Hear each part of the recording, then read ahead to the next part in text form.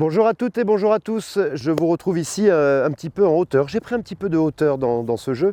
J'avais surtout envie de vous parler de ce nouveau wedge que TaylorMade vient de mettre sur le marché, ce club que l'on appelle le High Toe. Alors on va essayer de vous expliquer pour quelles raisons il a ce nom et surtout les avancées technologiques qui permettent à ce club. Alors c'est vraiment un wedge que l'on joue très près du green, hein. Ils ont vraiment été conçus pour être joués à partir de 30 mètres du green jusqu'au bord bien sûr. J'ai Jules avec moi qui est mon petit cobaye que j'ai mis là tout en bas de ce bunker avec une sortie qui est hyper délicate. Je suis facile 4-5 mètres plus haut que toi avec le green évidemment qui est tout de suite là.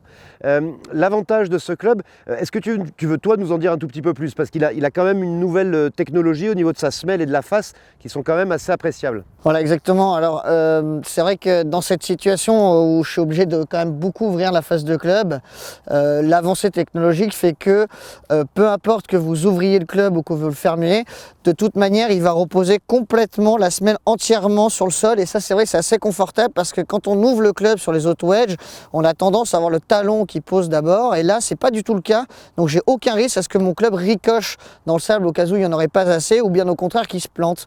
Donc il aspire quand même vraiment confiance ce club. Une belle avancée technologique. En gros, ce que l'on voit parfois, c'est quand on a les mains un petit peu en avant pour pincer la balle, on prend le risque de planter le club. Et au contraire, pour faire une balle un petit peu en cloche, on peut faire ricocher la semelle que l'on appelle le rebond du club, hein, le bounce. Et du coup, voir notre balle partir en top. Avec ça, on réduit énormément ces deux dangers-là. C'est pas si mal.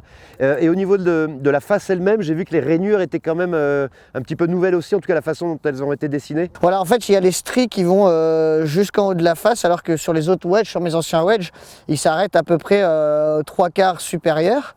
Donc là, en fait, ça nous donne la capacité de prendre la balle sur toute la face et de mettre du coup beaucoup plus d'effet. Et on peut jouer vraiment avec toute la surface de la face. Exactement, ouais.